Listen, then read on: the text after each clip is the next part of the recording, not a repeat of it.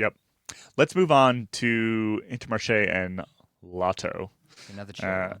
Another cheery one here. So these two teams are still talking about merging going into next season because both are sort of in trouble financially. And it turns out, we find out this week, they're actually, particularly Intermarché, in more trouble financially than we originally realized. And that is currently holding up the potential merger. Now, this is not only holding up the merger, it's holding up a bunch of the transfer market because there's potentially like 30 riders available on the market here, right? And so it's this sort of like linchpin that needs to get pulled out before anything else can happen. What is the story with Intermarché's debts? So, as that's the news reports, the Intermarché team, which is not a giant team, they have like one rider that I think most people would recognize, and that rider, Binyam Girmay, is not compensated that heavily. I don't think. Somehow, despite this, they've managed to rack up more than 2 million euros in debt across the last 2 seasons, about a million a year, which is shocking. Also shocking is that Lotto didn't seem to. It sounds like they didn't really know about this. So like they're in talks to merge. Everything's going along well, and then all of a sudden, oh hey, by the way, we owe 2 million bucks. Just a small matter of we have a 2 million euro debt. So that's the current hang up, trying to figure out how they're going to pay off these debts if two become one. Because yeah, Lotto's not exactly flush either. No. No. And 2 million's quite a bit of cash for a cycling team. It might not be much cash for a sports ball team, but for a cycling team, that's a bit of money.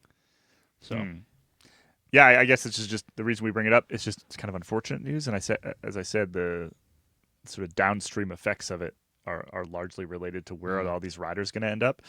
And so you've got a whole bunch of riders, not just riders, but like dozens of staff for both teams, sort of sitting here on October 9th, 10th, and wondering what on earth I'm going to be doing next year. And that's a bad place to be. So you've got Intermarché who are now trying to like sell the few assets they have, which we've talked about before, of like the assets that cycling teams actually own. So I think they're literally trying to sell the bus.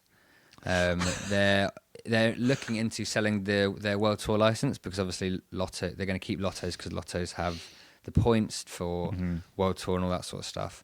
But as I think BMC found out and Katusha previously, that actually you can't really sell them for that much because the potential buyer would be like, well, I'll just wait for you to fold, and then the UCI will kind of just want us to take up that spot because we need a full World Tour. But the list of and also you've got Arkea B&B Hotels, who I think I read today that they're still not calling it a day with their search for a transfer. They're like, every day that we can continue searching is a day with hope, and it's like, well, yes, but also time is ticking, fellas. So so that's not the situation not looking good. But there's a list, I think it's published on Pro Cycling Stats, tweeted out by someone, of the riders without a contract for next year. Granted, a lot of these riders are going to have signed deals, but just it hasn't been announced yet. But you've got Michael Matthews, Quintana, Tim Wellens, I think he's heading somewhere, Richard Carapaz, Sam Bennett, Matej Mohoric, and then that's just like the top 15. And then this is like a list of 40 riders, nearly all of whom you would recognise. Yep. Hugh Carthy, our mate Jack Haig, Ben Swift, Lee Munchies, Fernando Gaviria, Chavez. Like, it's not just riders on these two Belgian squads.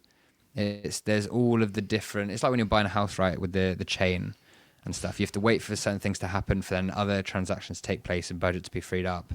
So I'm sure a lot of this stuff is all planned, and everyone's literally waiting for Intermarché to try and sell a couple of buses for, I don't know, a few $100,000, and then because they've already bailed out a couple of times in the past few seasons with budget shortfall.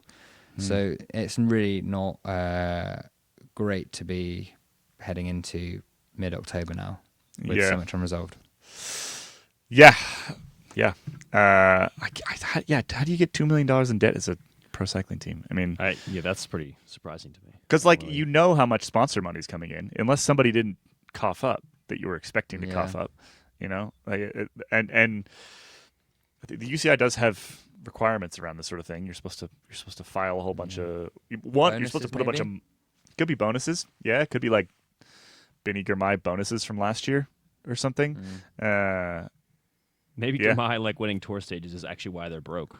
I mean, entirely It's possible, legitimate, right? could be, because that's not a thing that you'd necessarily have to account for. Yeah. And then you'd maybe think, well, if he wins the tour stages, we'll be able to supplement that with either bonuses from contracts with sponsors Yep. who then may renege on that. I don't know.